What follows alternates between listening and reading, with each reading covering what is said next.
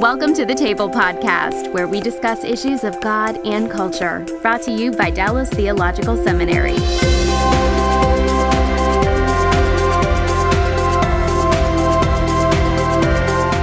Welcome to the Table, where we discuss issues of God and culture. I'm Daryl Bach, Executive Director for Cultural Engagement at the Hendricks Center at Dallas Theological Seminary. And our guest today is Brian Fisher, co-founder and president of Human Coalition. Now, that sounds like quite a gathering of folks. What's the Human Coalition all about?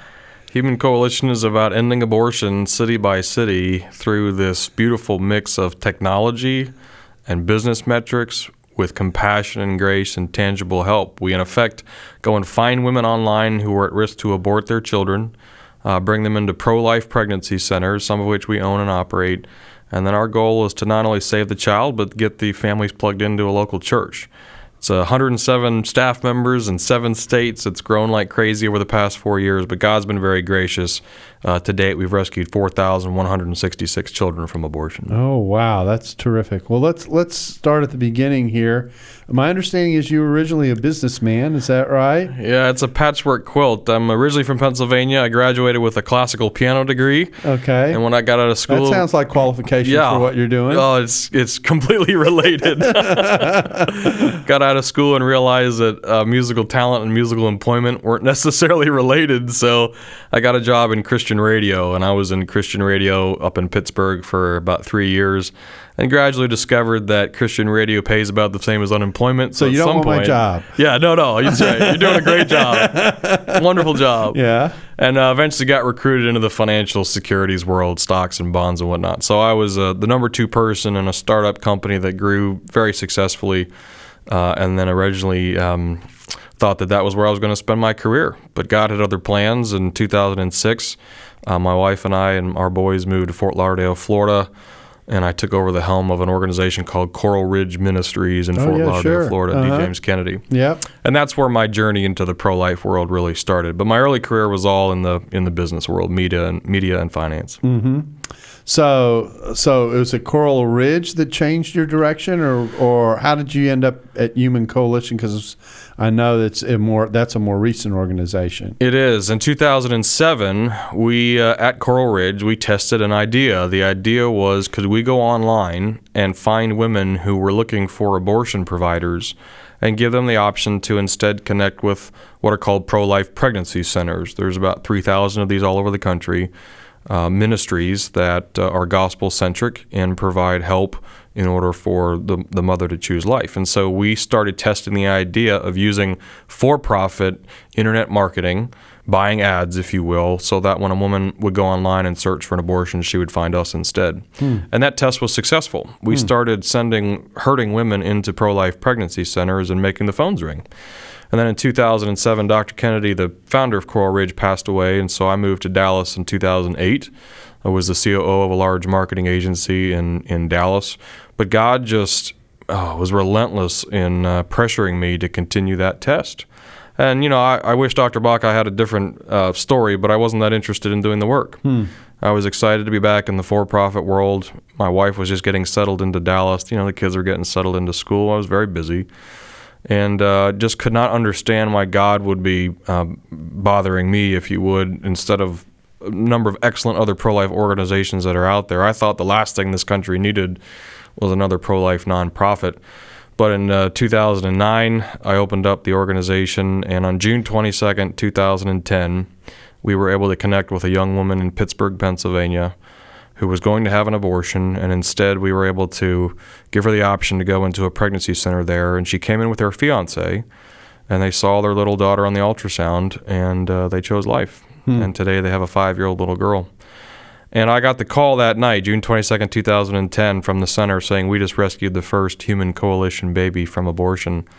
And I tell this story a lot. I'm of German and Austrian descent, which means my emotional range is about the size of a caterpillar, but I got off the phone and just wept because God had condescended not only to save me when I was 6 years old, but to use me in the act of rescuing a human being from being ripped limb from limb in the womb. And all I had done was complain and very reluctantly become a participant. So that's my red letter date. I was converted, if you will, from being a reluctant pro-life Christian to a rabid pro-life Christian, really intent on helping enough families that we see abortion become unthinkable and unavailable.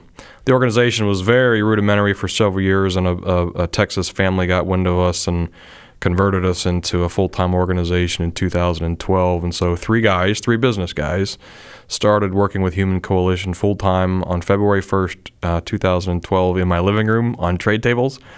And the last 4 years have just seen extraordinary growth. And like I said, we now have 107 folks in 7 different states. So how does it work? I mean, I think you've gotten you gave us little glimpses about how the first one did. You're looking for people who are searching for services of one kind or another, and basically intercept them on online and then go from there? Yeah, there's 1.85 million internet searches a month in the United States for abortion terms. Wow. 1.85 million, like abortion clinic, RU486, abortion with a coat hanger, or abortion at home. 1.85 million times a month those terms are searched. And so from our perspective, that's a huge mission field.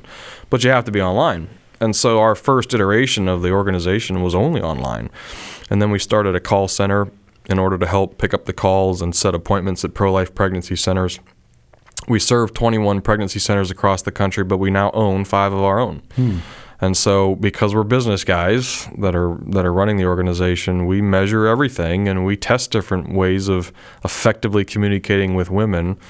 And the clinics that we own and operate are now rescuing 4 to 5 times as many babies since they become part of our family compared to before. And so, when I talk to churches, they sometimes look at me quizzically when I talk about software and metrics and technology and internet marketing. But, Psalm 24:1 says, "The earth is the Lord's and all it contains, the world and those who dwell in it." And so we believe that the Spirit is present in the supernatural as well as the natural. And so we want to use every available means, whether it be technological or relational, to rescue those children.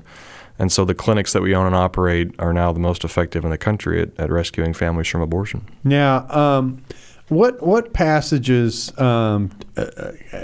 in your experience in working with this have drawn you into this direction? Obviously, you feel called of God to do this, and you sense that there is a moral mandate of sorts to pursue it. So what passages have drawn you in this direction besides the experiences that you've had? Our key verse as an organization is Proverbs 24:11 and 12, which says, "Deliver those who are being taken away to death, and those staggering to slaughter, hold them back. Because if you say, 'We did not know this,' does he not consider it who weighs the hearts, and does he not know it who keeps your soul? And will he not render to man according to his work?" There's lots of other verses in Scripture which command followers of Christ to be about the business of redeeming and reconciling, but that verse to us is very compelling because it is a command and a warning. It is a command for us to be about the business of protecting innocent life, and it's a warning that ignorance is not an excuse. And, it's not the typical Psalm 139 pro-life verse. I get that. It wove me in my mother's womb. Which is beautiful, and we've committed that to memory, and we talk about it frequently. But there's no question that, biblically speaking, God is the author of all life, and he also has a deep desire for innocent life to be protected and maintained. And so in a culture today, which is largely a culture of death, it really is the Church of Jesus Christ, which is the bastion, the representation of the author of life, and we're mandated to protect it.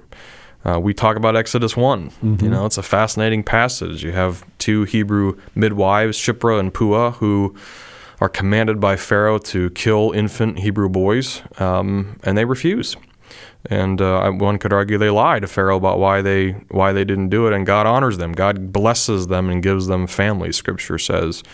And we see Rahab protecting spies' lives. There's this constant reminder of God desiring for us to protect innocent life. And obviously the ultimate example is Christ himself, who came and sacrificed his own life for ours. So that's woven throughout all of Scripture. And if we preach the gospel, we have to also preach as part of that our Creator God and the fact that he creates each and every one of us in his image. Yeah, the passage that I'm familiar with, because I do work in the Gospel of Luke, is the passage of the fetus of John the Baptist leaping in the womb when Mary and Elizabeth come together, and Elizabeth interpreting that experience as something that is acknowledged by God, with the additional promise in the background that this baby, John the Baptist, will be filled with the Holy Spirit from the womb. So Luke is obviously making a play on what's going on here.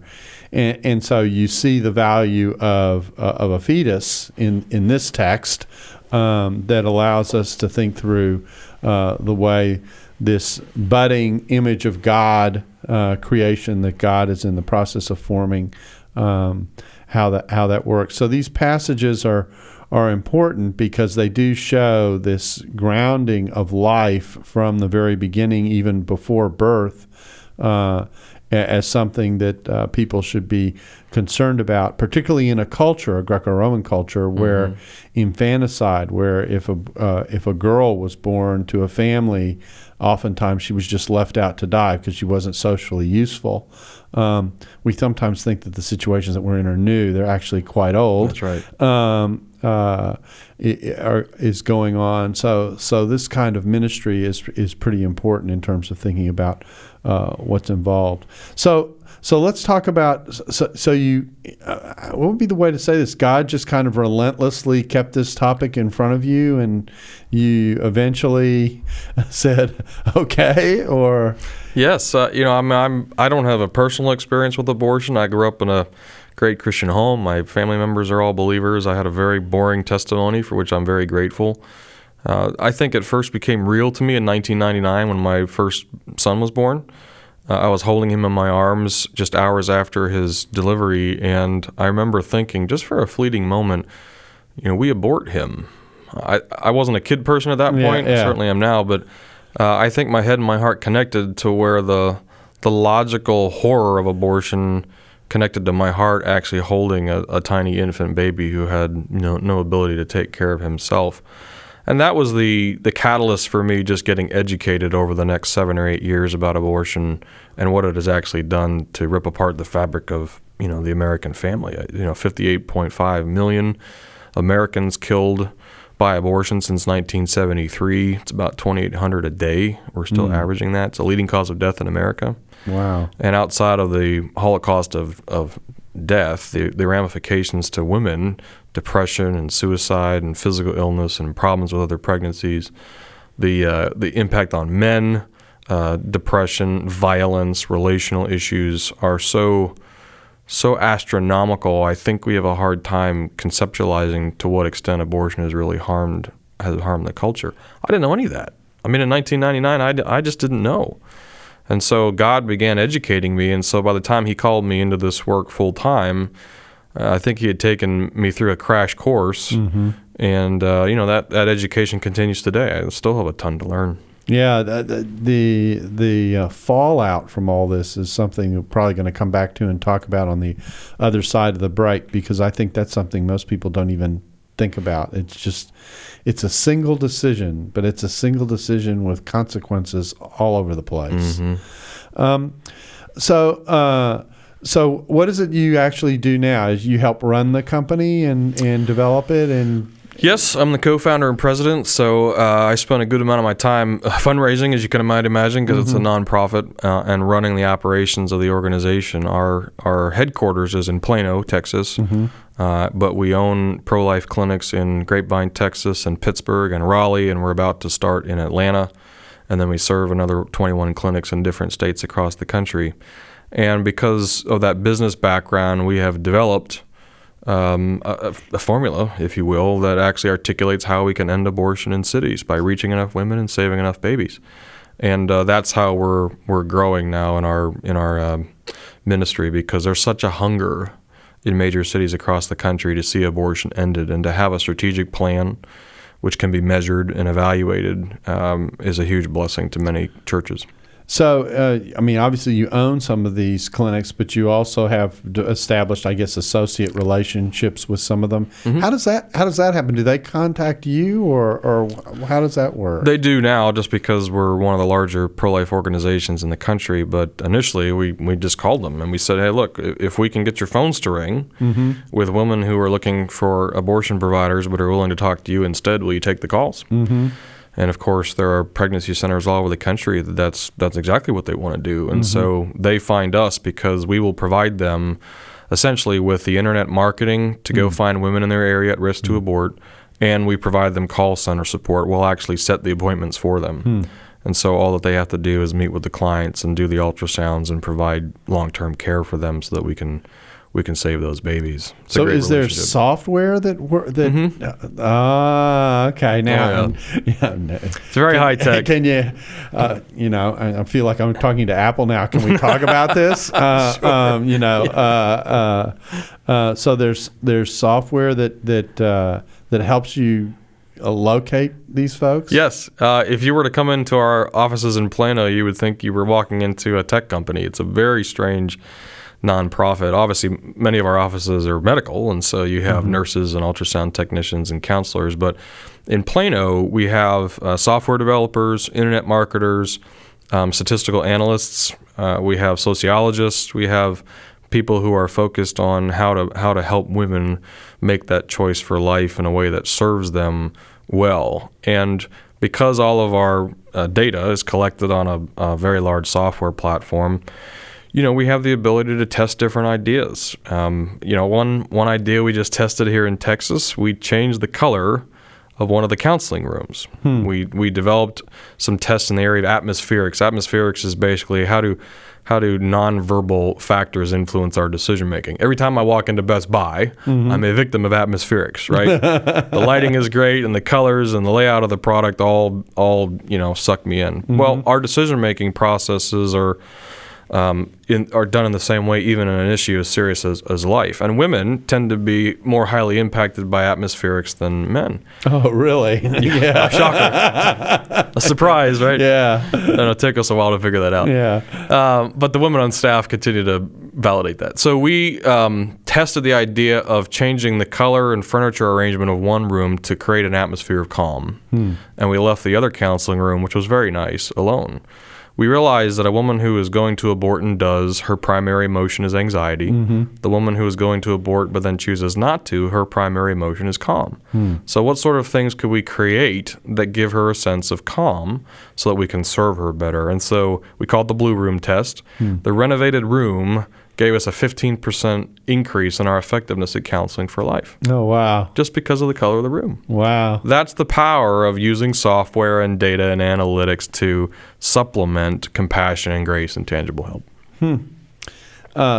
There's so many things that are fascinating about this. So you help manage this. What do you primarily do now? Just are you primarily helping establish these contacts with these centers as well as just overseeing all the business aspects of what's going on? Or I do, and I travel a fair amount. I speak all over the country for different organizations and for ourselves in churches and banquets and pro-life events, broadcasting the message that abortion can in fact be ended.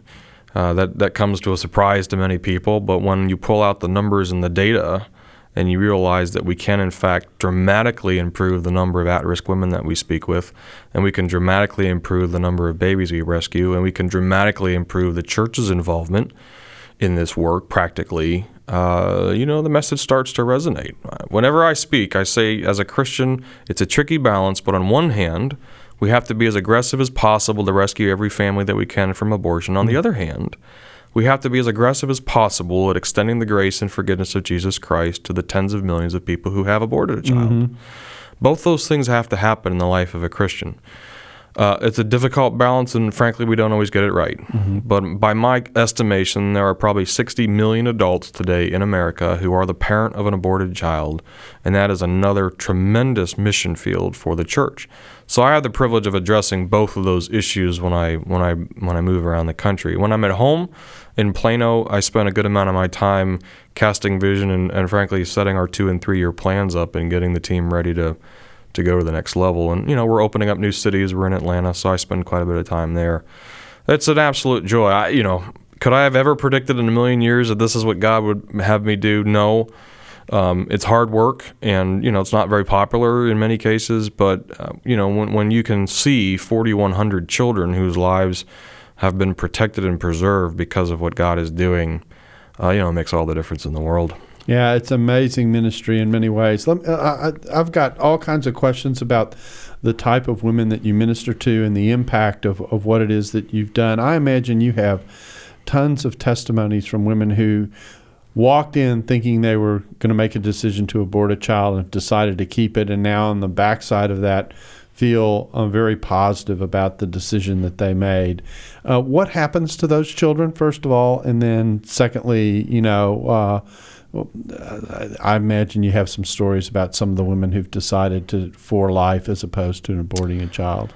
It's just wonderful to see those stories of transformation. We got a lot of emails and complaints saying, well, you're just increasing the population, and what if the child is born into a drug-abused home, and you're just setting them up for failure. But, really, when you see a mother who was in a very insecure crisis situation come into a system of care where we will link arms with her and not only walk with her through the crisis, but walk with her until she's stabilized, it's amazing. It's the hands and feet of Christ in a very practical application.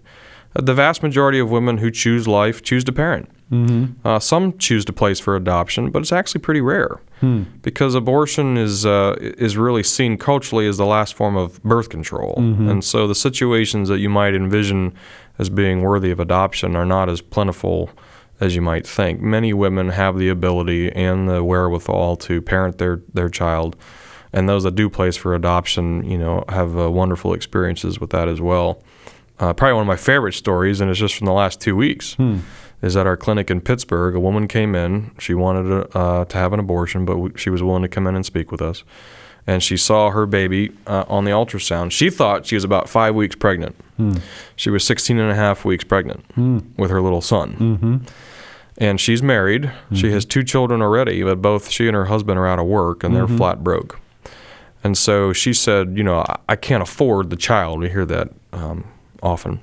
And so our team up there said, well, look, if we can help you put your resume together, if we can connect you with a job placement service, if we can help you receive health insurance and get on food stamps, is this a situation where we can keep the child? And she said yes.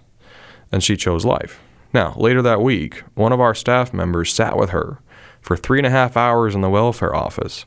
And when the welfare office tried to give the client the cold shoulder, our advocate said, we're waiting until you help us. And they walked out of that office with health care and food stamps and a resume. So that story will be yet to be continued, but the woman felt secure. She felt as if somebody had stood in the gap for her. And she was about midway through her pregnancy She's about 16 and a half, 17 weeks at this point. So she'll deliver a little boy in another 20 weeks or so. And that family will continue to grow, and Lord willing, we'll be able to help them get jobs and get on their feet. In many cases, people who are struggling don't have the strength to advocate for themselves. Yes. They need somebody to stand in the gap and get it done for them. Here, she would have been lost for another 30 days without some basic necessities, but it was only because of the intervention of Becky, our caregiver, that she was able to get taken care of. So these caregivers are not lawyers or anything like that. When you say the phrase representation, we're not talking about formal legal representation. It's just somebody standing in the gap saying, I will help quarterback your care. And, the needs are plentiful. We're in essence testing this program. It's a new program for us in Pittsburgh, and then it's going quite well. We'll populate it to our other clinics. But, they're vetting other ministries and services that are provided in the city. So, women need food. They need maternity housing. Sometimes they need drug and alcohol abuse counseling. Lots of different needs that a woman might have. It is really incumbent on us as followers of Christ to go the extra mile with these hurting people. And so we vet those organizations. Some of them are church, some of them parachurch, some of them civic. And then we bring the best of breed of those services together and are designing care programs for clients that need them. Not every client needs them. And that way the client knows that there is somebody who is working on their behalf to alleviate their pain. So these caregivers, are they volunteers, or are they part of another organization that provides them? How do you They're ours. No, they're Human Coalition employees, although we are looking at, because it appears as if the demand is going to be quite high, recruiting volunteer caregivers. Yeah. So if they work with Human Coalition, have you I'm going one step back. So do they come to you and you train them? I mean, how do you get them into the mix? Yeah, the woman that we have chairing the program up there comes from this arena. She comes from social work and from designing care systems. So we got very fortunate. Her name is Becky, and she's just tremendous. So she is, in effect, charged with building the program.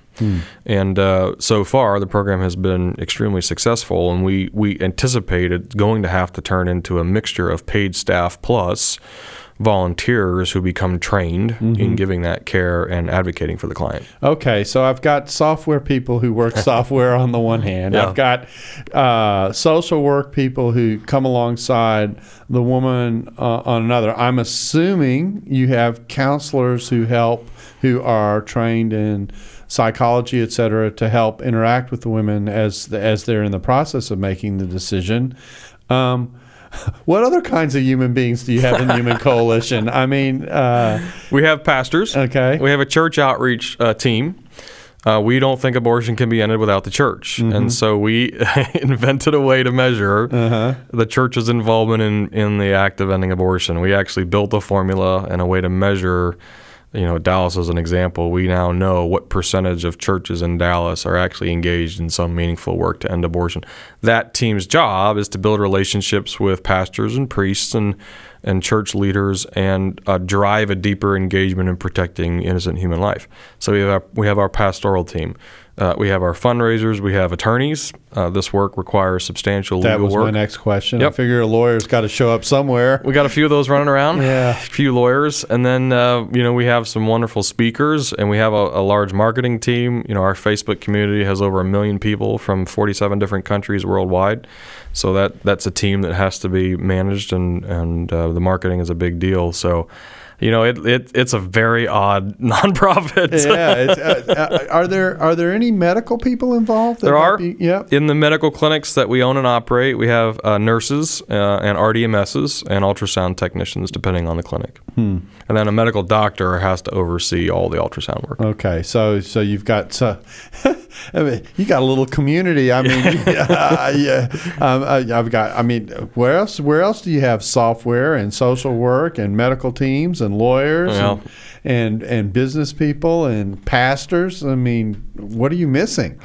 Well, we're missing a few parts. We got to figure out the governmental piece yet. That's a ways off, but at some point we're going to have to start thinking about how to engage legislatively. Laws follow culture. It's great to be changing the culture, but we also have to be working on the laws. And there's some things in the works for the next 2 or 3 years, but I couldn't be prouder of the team. It's 107 people who get up every morning and work in some of the most desperate, dire situations in a very unpopular space. I mean, let's face it, we're never going to be given awards for the work that we do here on this earth. And to have 107 people who are committed to that and jazzed by it and want to see babies saved and want to see families transformed, it's just a very special team. Okay, now I imagine someone listening to this going, "This is interesting. This is fascinating. I know abortion is a problem that a lot of people choose it. I'm at a church. I lead a church. I'm on a staff. Maybe I'm not senior pastor, but somewhere, and you've tweaked my interest. So what would you say to someone who's basically trying to figure out, all right, so what might be a next step for me? Education is the first step. I wrote a book last year called Deliver Us from Abortion, Awakening the Church to End the Killing of America's Children. I went on a year-long exploration to try to understand why, on the whole, churches are not directly, intimately involved in ending abortion. And they haven't been for 43 years. There are numerous exceptions, and Dallas is replete with them, but there are too many churches that do not engage this issue because they fear it's political or they fear other parts of it. So my exploration into that suggested that in order for a layperson or a church leader to really become a positive force in their church, to engage them is to get educated. the basic facts of what abortion is and what it has done to this country are by and large unknown. And we don't get convicted emotionally until we have the facts, right? We have to, or a story or something that moves us.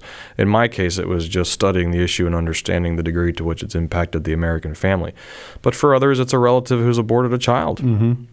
And they have seen the devastation that's wrought on their family, and they want to save other families from that devastation. In some cases, it's, the statistics of our own cities, how many children we're losing each year in major cities across the country.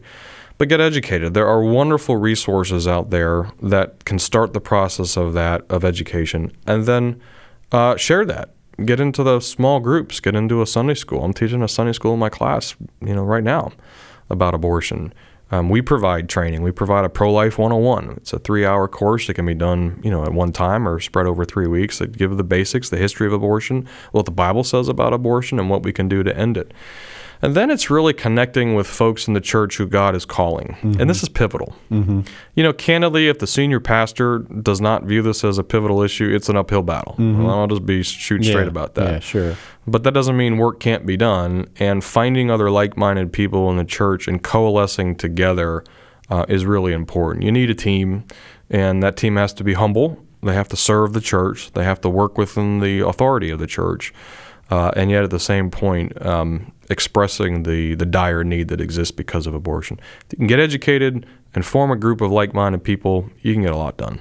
So if someone wanted to contact you because they got interested, could they do that? Yes, just email us at contact@humancoalition.org, contact@humancoalition.org. We have a great team. This is all they do, is they serve churches, and they help churches move along the path to being involved in protecting families and ending abortion, and they would love to speak with you. So contact@humancoalition.org. Okay, now, I said we would discuss this. Let's think about the impact of making a decision to abort a child. You've talked about the devastation that's involved here and the human impact. And I think that some people say, maybe think of this, obviously not very deeply, and go, okay, I make a decision not to have a child. I have a surgical procedure, and it's done. But it's not. It's not. Well, you can imagine the horror of accidentally killing a human being, a car accident or some sort of tragic event where you are accidentally responsible for taking the life of a human being. You never get over that. You move on, but it is something that deeply influences you. We don't escape that just because the child is small and not seen. And whether you're the father or the mother or somebody who coerced the mother or a relative who was pushing for abortion, we have to come to grips with what does it mean to be responsible for taking the life of another human being. And it impacts people different ways. Look, there will be many, many women who say, I had an abortion and I'm better for it.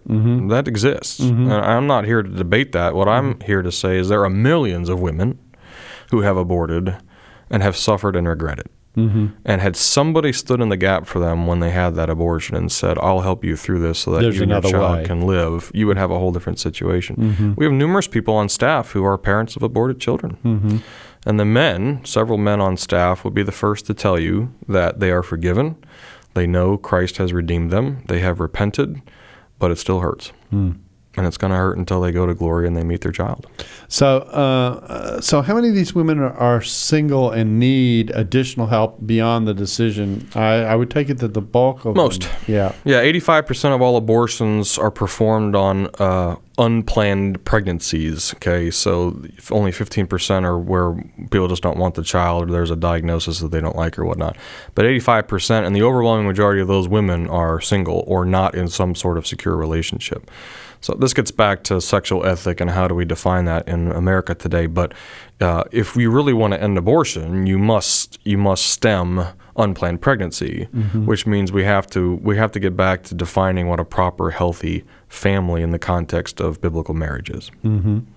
And Is there additional demographic in terms of age? I'm assuming you're dealing with a lot of, in some cases, teenage women in early 20s. That's the bulk of it, or Yeah, the average age of a Human Coalition client is around 24. Okay. It's a little bit older than I would have thought, and than many people think. Abortion is a high school issue in some cases, but it is predominantly a young woman issue, an early 20s woman who is either in college or out of college or whatnot in the career force.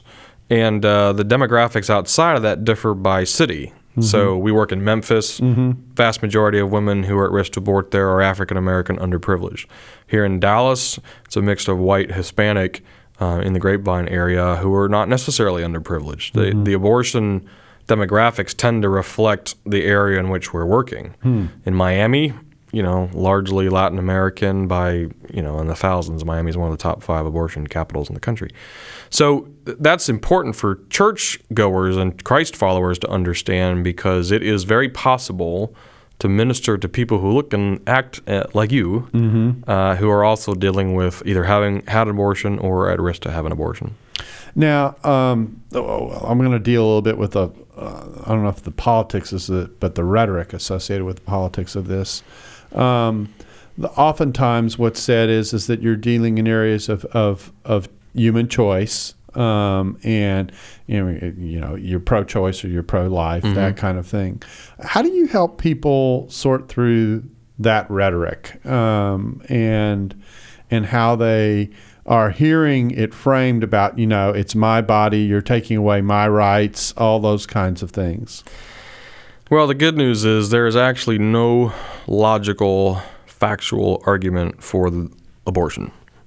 Whether you're looking at it philosophically, ethically, medically, biblically, in all 4 of those arenas, the facts are irrefutable and quite clear. The challenge is, and you're alluding to it, is that we don't know how to defend the position for life. Scott Klusendorf wrote a phenomenal book, and I recommend it to anybody because it's highly readable and just extremely well done, called The Case for Life. The Case for Life. Scott Klusendorf. You can get it on Amazon. It is probably the best pro-life apologetic I've ever read, and I've read most of them, because he accurately describes how to defend human life, whether you have a Bible or not, whether or not you're talking to a believer or not. And so, for example, one of the arguments that you heard, my body, my choice, is the reference to what is growing inside the womb is not actually somebody else's body. Well, of course, medically, it is somebody else's body from conception onward. So that brings up the question is, well, why are we discriminating against somebody who's just smaller than we are? So do we devalue an infant because they're smaller than a teenager? Well, of course not. We value their lives the same. Well, then why do we devalue a life that's smaller than an infant? That doesn't make logical sense.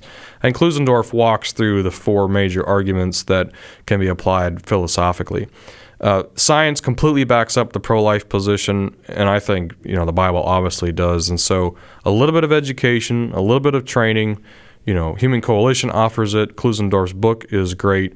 Arm you to where you can disarm any pro-abortion argument. They are all built on lies and fallacies and misinformation, and a little bit of truth goes a long, long way. I'm on the board at Wheaton College, and of course we're in the middle of a legal case right now in which the healthcare mandate to require the supply of certain medical procedures, et cetera, that could result in abortifacia situations, that kind of thing, is something that has been a part of what we've studied. I came into the task force knowing a little bit of the theology, but knowing zero of the science. And what was interesting was the scientific material that we were reading that talks about how scientists define the beginning of life and when life begins, that kind of thing. And although there is a spectrum there, it's very interesting that our laws have not caught up with where the science is on this. Even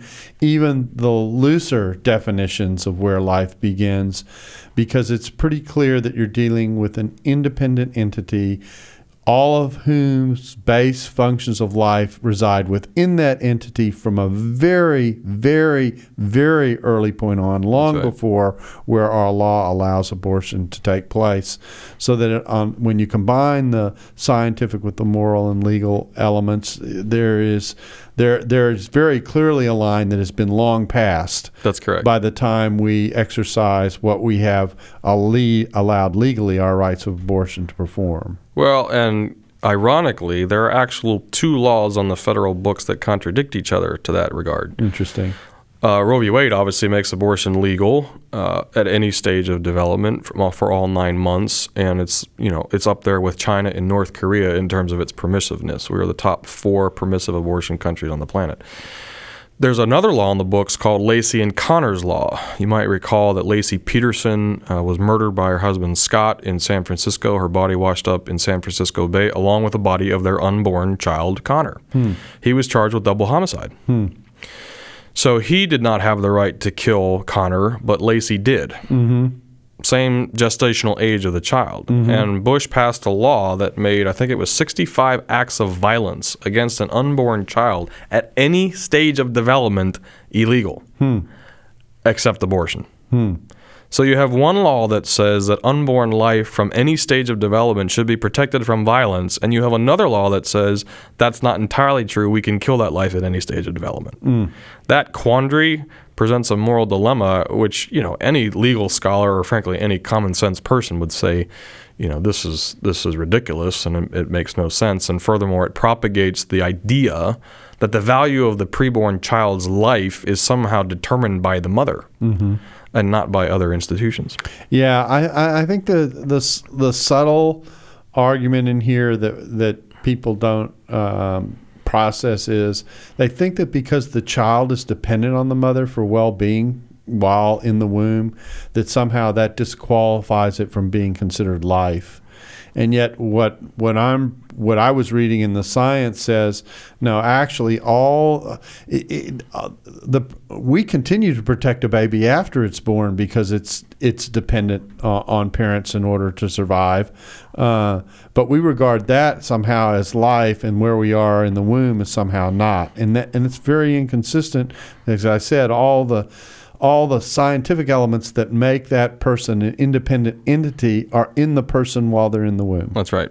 Yeah, from conception onward. I mean, Yeah, the exactly. zygote, the pluripotent cell, contains all the DNA, the 46 chromosomes, gender, hair color, all of that is determined, and left untouched, all the zygote does is develop into more mature forms of a human being. You and I were once zygotes, and biblically speaking, we were as valuable then as we are now. Yeah, exactly. And most people don't even think about that. They just think about it in terms of the choices that are made and that kind of thing. And so there's a lot that can happen in education. One final question. We're rapidly running out of time.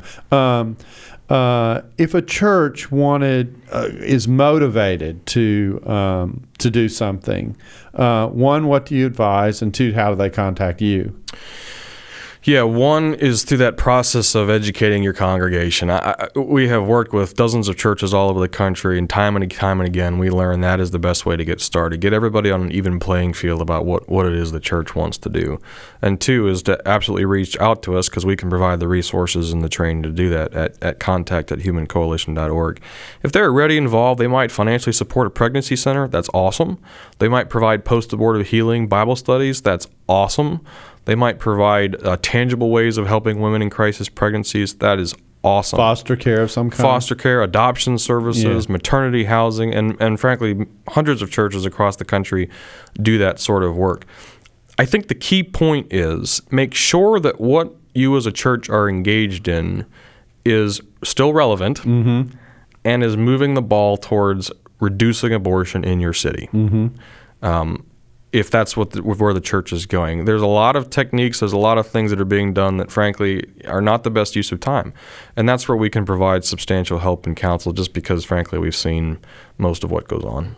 Okay. Well, that's terrifically helpful, and oh man, there are tons of questions beyond that I could ask, but we've done I think a good initial job in surveying the field. I think of it as being one of the more potentially meaningful ways of social engagement that a church can can undertake, where really you are dealing with life and death from the very beginning. I mean, not and at multiple levels, the physical life as well as the spiritual life of people, and that's a terrifically valuable thing to undertake. And so I can't think of a more valuable ministry to undertake in many ways. Well, our time is basically gone, Brian. I want to thank you for taking the time to come in and chat with us about what is an area that I think many people have a gut feel about in the church, but really are a little bit at a loss to know, okay, what does this actually look like? And if I wanted to help, what could I possibly do? Those kinds of things. And there are